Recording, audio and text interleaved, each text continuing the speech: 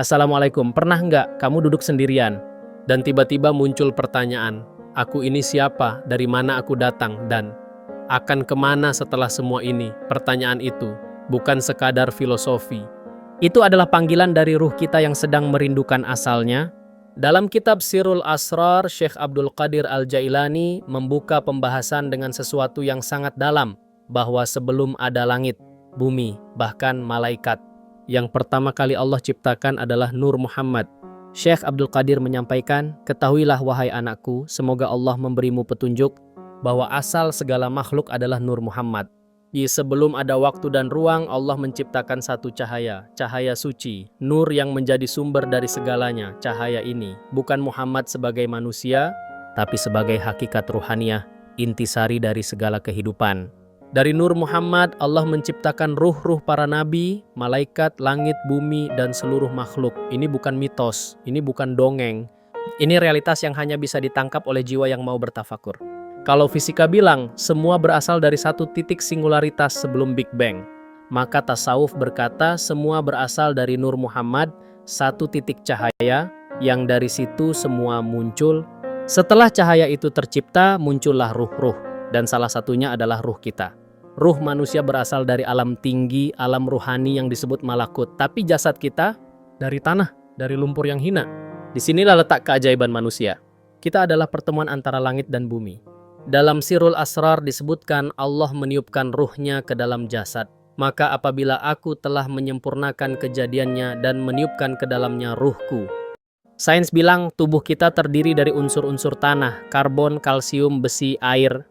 Tapi tak satu pun ilmuwan bisa menciptakan kesadaran. Kesadaran bukan hasil reaksi kimia. Kesadaran adalah napas dari dunia lain. Ruh adalah engkau yang sejati, sedangkan jasad hanyalah pakaian. Tapi ruh tidak turun ke dunia sendirian. Ia ditemani sesuatu yang lain, nafsu. Nafsu adalah keinginan, hasrat, ego. Dan ia seringkali menjadi penghalang bagi ruh untuk mengenal asalnya.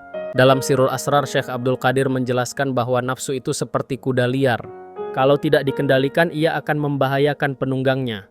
Maka muncullah pertarungan dalam diri kita antara ruh yang ingin naik dan nafsu yang ingin turun. Tasawuf menyebut ini mujahadah, perjuangan melawan diri sendiri. Psikologi modern pun mengakuinya. Freud menyebut ada insting liar yang perlu dikendalikan oleh kesadaran. Tapi Islam tidak menyuruh kita membunuh nafsu, tapi menyucikannya, karena nafsu jika dibersihkan bisa jadi kendaraan menuju Tuhan. Dari nafsu ammarah, jahat, naik ke lawamah, tersadar, sampai akhirnya mutmainnah, tenang dan suci. Inilah rahasia besar dalam Sirrul Asrar pasal ketiga, ruh adalah raja dan jasad adalah kerajaannya. Ruh diciptakan untuk memimpin, bukan dipimpin. Tapi jika nafsu yang memimpin jasad, maka ruh jadi tawanan dalam tubuhnya sendiri. Syekh Abdul Qadir menjelaskan bahwa tubuh ini memiliki 7 anggota utama. Mata, telinga, lidah, tangan, perut, kemaluan, dan kaki. Setiap anggota ini bisa tunduk pada ruh atau tunduk pada nafsu. Jika ruh yang duduk di singgasana, maka anggota tubuh menjadi pelayan yang taat. Tapi jika nafsu yang menguasai, tubuh menjadi alat kejahatan.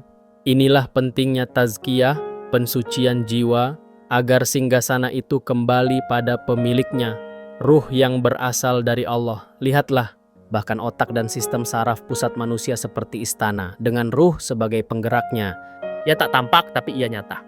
Dan seluruh jasad hidup karena ruh ada di dalamnya. Ruh tidak bisa menang tanpa bantuan hati. Hati dalam Islam disebut qalb, sesuatu yang bisa berbolak-balik. Ketika hati jernih, ruh bisa melihat. Ketika hati kotor, ruh menjadi buta. Maka zikir, muhasabah, dan tafakur adalah cara kita membersihkan kaca hati seperti cermin.